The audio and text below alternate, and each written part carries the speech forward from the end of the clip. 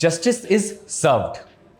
1:51 पर यही tweet Indian army ने किया है और देश को यह बताया है कि पहलगाम हमले के बाद पाकिस्तान के 9 ठिकानों पर एयर स्ट्राइक की गई है। इंडिया ने करारा जवाब दिया है, जिसका लंबे वक्त से इंतजार किया जा रहा था। देश के तमाम लोग ये सवाल कर रहे थे कि आखिर भारत कब पाकिस्तान को जवाब देगा, और जस्टिस इज सर्व्ड कह करके ये जवाब दे दिया गया है। अभी तक जो इन्फॉर्मेशन आ रही है उसमें लगभग 100 लोगों की इन 9 ठिकानों पर, जिसको कि आतंकवादी ठिकाने बोला जा रहा है, बताया जा रहा है, उन पर मौत की बात आ रही है सामने। और ये बताया जा रहा है कि आगे भी अभी कार्रवाई होने की गुंजाइश बाकी है। बीएसएफ की छुट्टियां निरस्त कर दी गई हैं। तमाम सारे देश में चाक चौबंद व्यवस्थाएं करने के लिए बोल दिया गया है। मीडिया ब्रीफिंग हुई है जिसमें बताया गया, सारी इन्फॉर्मेशन दी गई है। और जानकारी के लिए इस पूरे मामले से जुड़ी हुई हमारे साथ मौजूद हैं मेधा इस पूरे खबर को ट्रैक कर रही हैं, देख रही हैं। तो सबसे पहले मेधा, जो ये 9 ठिकाने जहाँ पर ये इंडियन आर्मी ने और तमाम एक ज्वाइंट फोर्सेस ने जो अटैक किया है, जिसको कि ऑपरेशन सिंदूर नाम दिया गया है, तो ये ऑपरेशन सिंदूर क्या है और ये कौन से जो 9 ठिकाने हैं जहाँ पर ये हमला किया गया है, वो स्पेसिफिकली कहाँ हैं और उनकी क्या स्ट्रैटेजिक इम्पोर्टेंस है? मुकुल, सबसे बड़ा नाम जो है इस पूरे जो स्ट्राइक का वो है ऑपरेशन सिंदूर जी। जब लोगों ने ये नाम देखा ऑपरेशन सिंदूर, तो उन्होंने सीधे 22 अप्रैल को जो अटैक हुआ पहलगाम का, उससे रिलेट किया, और जो कि रिटेलिएटरी एक्शन भी था। 22 अप्रैल को पहलगाम में जो आतंकी हमला हुआ उसमें टूरिस्ट को मारा गया, और ऑपरेशन सिंदूर क्योंकि हस्बैंड्स वर किल्ड उस ऑपरेशन में, तो सीधे लोगों ने इससे कनेक्ट किया कि अब ये जो रिवेंज था उस हमले का, उस आतंकवादी हमले का, वो पूरा हुआ इस शक्ल में। ऑपरेशन सिंदूर मैसेजिंग हाँ, दी थी नाम दिया गया इसीलिए इसको। लेकिन इंडियन आर्मी, एयरफोर्स और इंडियन नेवी की जो सबसे स्ट्रॉन्गेस्ट इमेज अगर आज कही जाएगी, तो वो स्पेशल ब्रीफिंग के लिए जिन 2 महिला अफसरों को चुना गया वो होगी। आप कैमरा एक बार इधर लाएंगे, हम दिखाएंगे। ऑपरेशन सिंदूर पे जो प्रेस ब्रीफिंग हो रही है उसके लिए कर्नल सोफिया कुरैशी और विंग कमांडर व्योमिका सिंह को चुना गया है। एयरफोर्स की अफसर हैं व्योमिका सिंह, विंग कमांडर व्योमिका सिंह, और इंडियन आर्मी को रिप्रेजेंट कर रही हैं colonel Sophia Qureshi.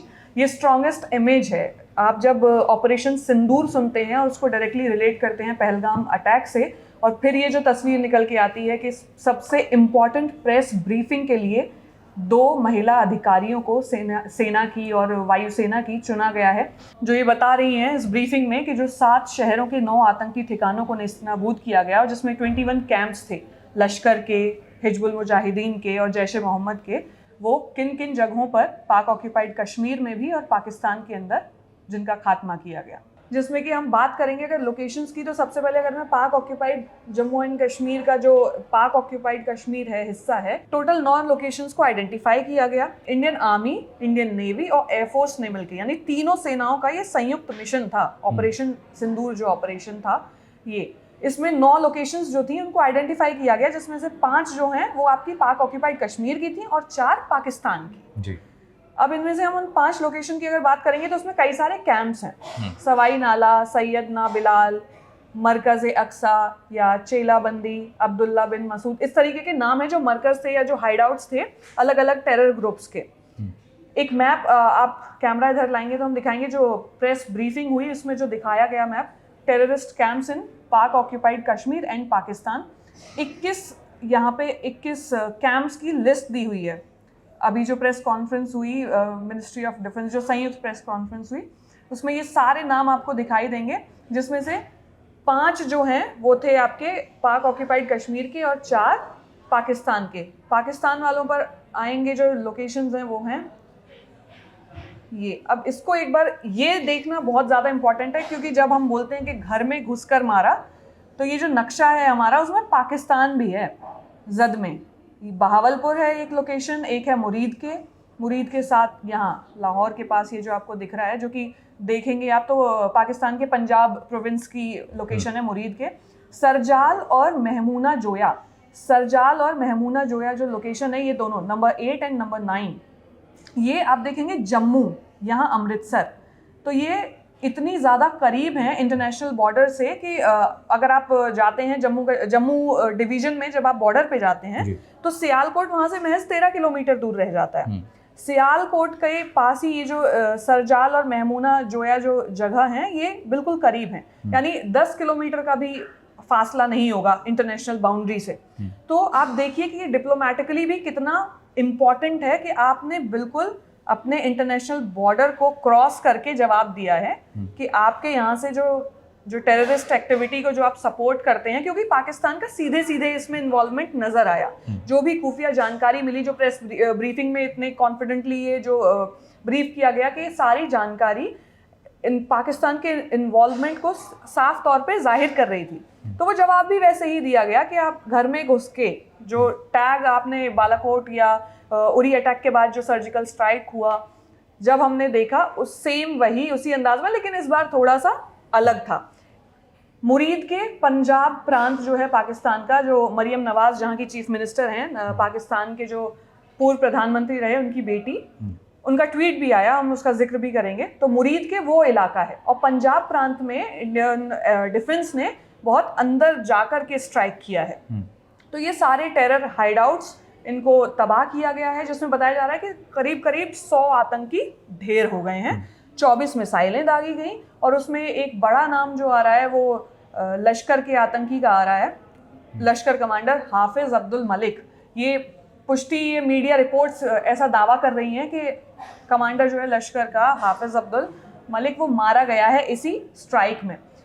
Media briefing में इस बात पर भी बहुत जोर दिया गया है कि ये बहुत ही प्रिसाइज अटैक था और ये अटैक डायरेक्टली जो ये आतंकी संगठन हैं इनकी जहाँ से हेडक्वार्टर्स है वहाँ पर किया गया है। तो इस पर क्या कोई पाकिस्तान से अभी तक किस तरीके के रिएक्शंस आ रहे हैं अभी तक?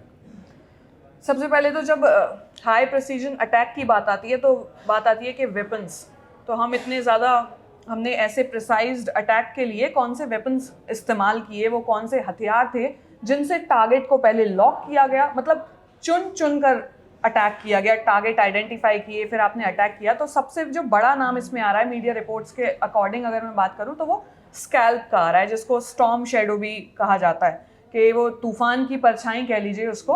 और वो मिसाइल है आपकी long range strike precision missile है और हाई प्रिसीजन अटैक्स जब किए जाते हैं तो इस तरीके के हथियारों का इस्तेमाल किया जाता है क्योंकि क्रूज मिसाइल है और लॉन्ग रेंज की है। तो जब हम बात कर रहे थे कि कितना अंदर तक जाके मारा है, तो आपका मुरीद के हुआ, पंजाब प्रांत की जो जगह है, या फिर सरजाल में बात करूं, महमून जोया बात करूं, तो ये लोकेशन तो इंटरनेशनल बाउंड्री के फिर भी बहुत करीब है। लेकिन बहावलपुर दूर, यानी 100 किलोमीटर 120 किलोमीटर तक आपने अंदर दाखिल होके ये जवाबी कार्रवाई को अंजाम दिया है।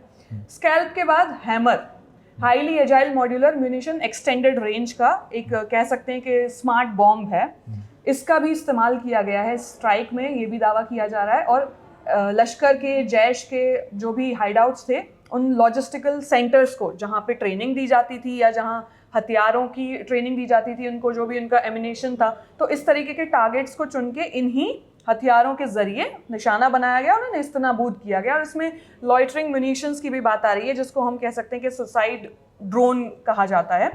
अब उनका भी इस्तेमाल इसमें हुआ है। ये भी बताया जा रहा है कि वो आपकी जो भी टारगेट है उसके ऊपर होवर करेगा या उसको लॉक करेगा, देन उसका जो वॉरहेड है या जो भी बारूद है, जो भी बॉम्ब है उसमें, उसको फिर वहाँ पे गिराया जाएगा। तो लॉइटरिंग म्यूनिशंस जो हैं ये बहुत ही मैं कहूँगी कि जब हम देखते हैं कि इजराइल जैसा देश जब जवाबी कार्रवाई करता है तो वो इस तरीके की स्ट्रेटेजी, इस तरीके के हथियारों का बहुत इस्तेमाल किया जाता है। ये हमने पिछली जो हमारी सर्जिकल स्ट्राइक रही हो वो तो ज़मीन से हुई थी, फिर जो एयर स्ट्राइक हुई, बालाकोट एयर स्ट्राइक हुई, उसमें भी हमने इस तरीके का जवाब पहले नहीं देखा था। जो इस बार जो ये जवाबी कार्रवाई भारतीय सेना ने की है ये बिल्कुल अलग है। प्रिसाइज इसलिए भी क्योंकि इसमें एक भी सिविलियन की डेथ की बात नहीं आई है सामने। जो अभी जॉइंट प्रेस कॉन्फ्रेंस हुई उसमें भी ये बताया कि ये अटैक जो है इसमें किसी भी पाकिस्तानी आर्मी के सेंटर को या किसी भी तरह के उनके आउटफिट को नेस्तनाबूद करने की कोशिश नहीं की गई। मतलब इसमें पाकिस्तान आर्मी का कोई भी सेंटर या उनसे एसोसिएटेड कोई भी जगह को निशाना नहीं बनाया गया। इसमें सीधे सीधे जो आतंकवादी ठिकाने थे उन्हीं को निशाना बनाया गया। ये इतना प्रिसाइज था, इतना ज़्यादा फोकस्ड अटैक था। ये जो मुरीद के और बहावलपुर इन सब जगहों पर जो अटैक हुआ है, ये किस हिसाब से इम्पॉर्टेंट जगहें थी क्यों इनको चिन्हित किया गया, इस पर क्या क्या इन्फॉर्मेशन आ रही है?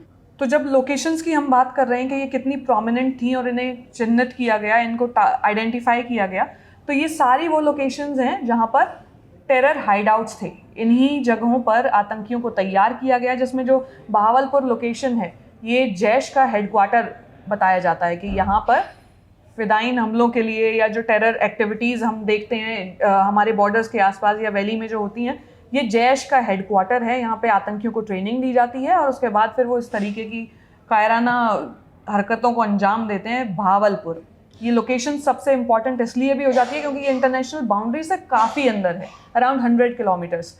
ये बरनाला का भिम्बर कैंप, यहाँ फिदाइन तैयार होते हैं। मुजफ्फराबाद अगर मैं बात करूँ तो ये आपने पीओके में बहुत ही प्रोमिनेंट नाम है, ये मुजफ्फराबाद जगह का जो सुना होगा अब तक।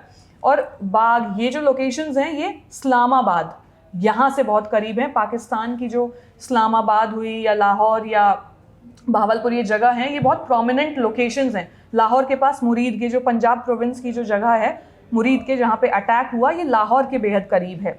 सियालकोट के बेहद करीब है आपकी सरजाल, जहाँ पे टारगेट करके अटैक किया इंडियन डिफेंस ने, तो सियालकोट के बहुत करीब है। और सियालकोट इंटरनेशनल बॉर्डर से बहुत करीब है, जम्मू डिवीज़न के बहुत करीब है। तो ये वही सारी लोकेशंस हैं जहाँ पर हाइडआउट्स थे या जहाँ पर आतंकवादियों को ट्रेनिंग दी जाती थी। इंडिया में हमारे जम्मू कश्मीर के अंदर जो पिछले दिनों जो टेरर अटैक्स हुए हैं, उनमें किसी न किसी से इन सारी लोकेशंस का लिंक था, उन आतंकवादियों का लिंक था। इन बेसिस पर जो हाइडआउट्स हैं यहाँ ट्रेनिंग ली और उसके बाद आतंकी हमलों को वैली में अंजाम दिया। अगर आप बात करेंगे बहावलपुर की या मुरीदके की, तो इन्होंने जो जो लोकेशंस आइडेंटिफाई की वो सारी वो थी जहाँ किसी आतंकी संगठन का कोई हेडक्वार्टर था या फिर जहाँ से जो लॉन्च पैड्स थे, आतंकियों को ट्रेनिंग दी जाती थी, उसके बाद उनको इन्फिल्ट्रेट किया जाता था कि वो हमारी सरहद के इस पार आते थे और इस तरह की कायराना हरकतों को अंजाम देते थे।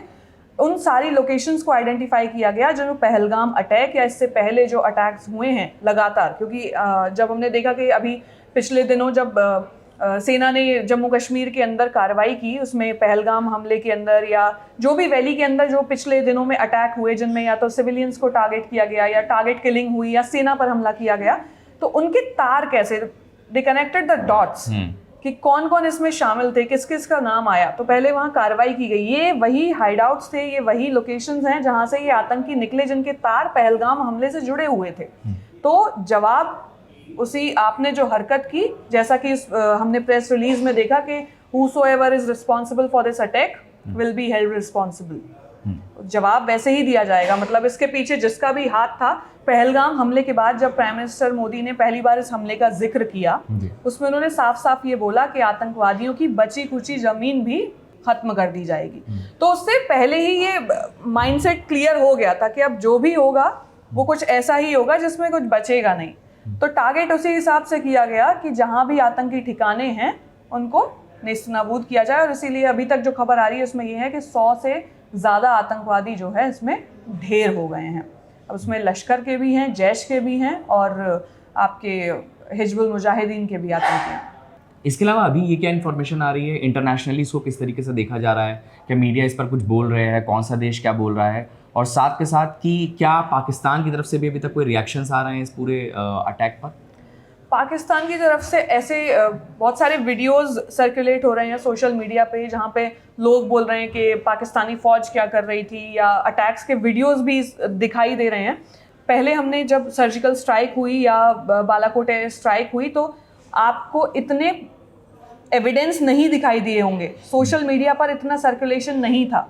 लेकिन अभी हम जब देख रहे हैं कि जो वेपन्स इस्तेमाल हुए उसमें टारगेट्स तक लॉक, ऐसे वीडियोस हैं। प्रेस ब्रीफिंग में हमने देखा कि जो सैटेलाइट इमेजेस हैं उसमें साफ दिख रहा है कि कौन सा टारगेट लॉक किया गया और वहीं पर हमला किया गया, जो इसके प्रिसीजन को भी दिखाता है। इस बात को बहुत ही एविडेंटली इसमें जाहिर किया गया था। और इंटरनेशनल मीडिया और पाकिस्तान के रिएक्शन की जहाँ तक बात है, तो सबसे बड़ा अगर रिएक्शन अभी तक पाकिस्तान से कोई आया है तो वो उनके रक्षा मंत्री जो हैं ख्वाजा आसिफ, उनका है कि पाकिस्तान अपनी हिफाजत कर सकता है, लेकिन अगर भारत अपने कदम पीछे खींचना चाहता है तो हम भी रुक जाएंगे। तो मतलब एक तरीके से बैकफुट पर आने की बात को कर रहे हैं कि हम रुक जाएंगे अगर आप भी पीछे हटें। तो इससे साफ जाहिर होता है, मतलब ये मैं कहूँगी कि बॉडी लैंग्वेज आप समझ सकते हैं कि इस स्टेटमेंट से क्या झलक रहा है। लेकिन इंटरनेशनल मीडिया की अगर बात करें तो बहुत सारे देश ऐसे हैं जिन्होंने भारत का सपोर्ट किया है।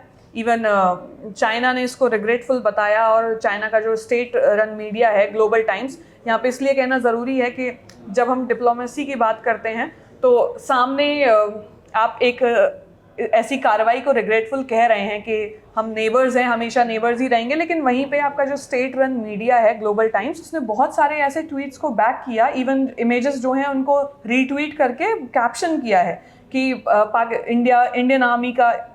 इंडियन एयरफोर्स का ये जेट गिरा दिया गया, या इस तरह की खबरें जो र्यूमर्स हैं उनका फैक्ट चेक हुआ तो वो गलत साबित हुई। वो तस्वीरें कहीं और की थी, या वो जो वीडियोस थे वो पुराने थे, कुछ इस तरीके की चीज़ें भी निकल के आई। और वहीं डिप्लोमेसी के लेवल पर स्टेटमेंट की कि एयर स्ट्राइक जो है वो रिग्रेटफुल है, इंडिया और पाकिस्तान नेबर्स हैं और नेबर्स ही रहेंगे। तो इस तरीके की चीज़ें, प्लस तुर्की की अगर बात करेंगे तो उसने साफ तौर पे पाकिस्तान का समर्थन किया है, लेकिन इजराइल खुलकर भारत के समर्थन में आया है, क्योंकि ये लड़ाई इंडिया और पाकिस्तान की नहीं, ये आतंकवाद के खिलाफ ये जंग है। जो कार्रवाई है वो आतंकवाद के खिलाफ है, इसीलिए इसमें सिविलियंस को टारगेट नहीं किया गया। और भारत की रणनीति कभी ऐसी रही भी नहीं है कि वो सिविलियंस को टारगेट करे या वो टेरर को टॉलरेट करे। हम इंटॉलरेंट रहे हैं हमेशा से टेरर के खिलाफ, आतंकवाद के खिलाफ, और ये इस कार्रवाई में भी साफ तौर पे दिखाई दिया। बहुत सारे इंटरनेशनल मीडिया जो अभी हम देख रहे थे, तो इन वीडियोस को सर्कुलेट किया मतलब इंटरनेशनल मीडिया पर भी जो इंडियन आर्मी ने जो ब्रीफिंग की है उसमें जो भी चीज़ें हैं उसी तरीके से उनको पोर्ट्रे किया जा रहा है।